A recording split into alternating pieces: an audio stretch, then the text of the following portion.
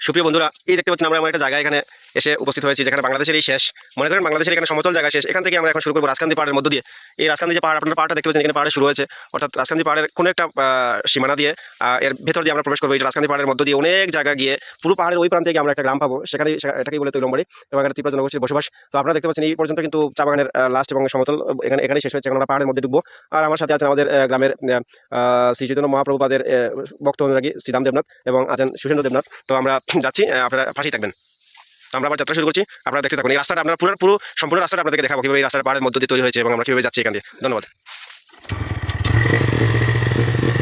তো আপনারা পাশেই থাকুন আর দেখতে থাকুন। পাহাড়ের মধ্যে দিয়ে আমরা প্রবেশ করলাম। এই পাহাড়ের মধ্যে দিয়ে এই রাস্তাগুলো কাঁচা রাস্তা, এখানে পাকা তৈরি হয়নি। এই রাস্তার মধ্যে দিয়ে আমরা যাচ্ছি, আপনারা রাস্তার মধ্যে দেখতেই থাকুন। খুব শীতল পরিবেশ মনে হচ্ছে, পাহাড়ের মধ্যে ঢুকে খুব শীতল পরিবেশ মনে হচ্ছে।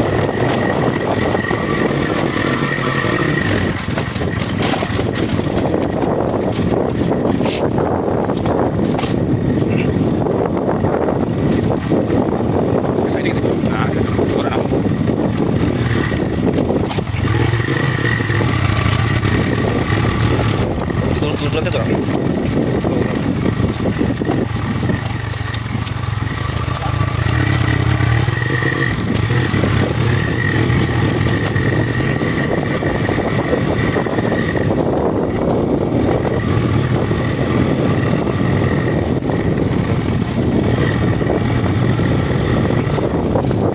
পাহাড়ের মধ্য দিয়ে রাস্তা,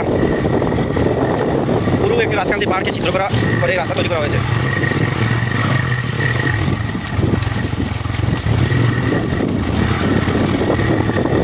প্রশ্ন হলো যে এই যে রাস্তা আপনারা দেখতে পেলেন, ওই প্রান্তে কিন্তু আমরা যাবো। ওই প্রান্তের যত কিশোর কিশোরীরা যারা আছে তাদের পড়াশোনার কোনো সুব্যবস্থা নেই। তারা এই রাস্তা দিয়ে অতিক্রম করে এসে তারপর সমতলে এসে পড়াশোনা করতে হয়। এতে গিয়ে অনেক ত্রিপুরা জনগোষ্ঠী যারা আছে উপজাতিরা, তাদের অনেক ছেলেমেয়েরা তারা পড়াশোনা থেকে মুখ থুবড়ে ফেলে এবং তারা পড়াশোনা থেকে ছিটকে পড়ে। এরা পাহাড়ি কাজে লিপ্ত হয়ে যায়, তাই এরা অনগ্রসর জনগোষ্ঠী। তো আমি সরকারের প্রতি তীব্র আহ্বান থাকবে যাতে এই জনপদে এখানে বিদ্যুতের সুব্যবস্থা করা হয় এবং এখানে একটা স্কুল তৈরি করে দেওয়া হয়, যাতে যারা ত্রিপুরা জনগোষ্ঠী যারা আছে তারা যাতে পড়াশোনা করতে পারে এবং এখান থেকে বাইরের জগৎ দেখতে পারে। তো আপনারা দেখতে পাচ্ছেন এখানে কোনো বিদ্যুতের লাইন নেই, খুঁটি নেই। আমরা রাজকান্দি পাহাড় ভেদ করে অপর প্রান্তে চলে এলাম, প্রায় চলে এসেছি। এখানকার জনগোষ্ঠী যারা, তারা আসলে লেবু চাষ করে, সাধারণত লেবু চাষ, জুম চাষ, এর উপর এরা নির্ভরশীল।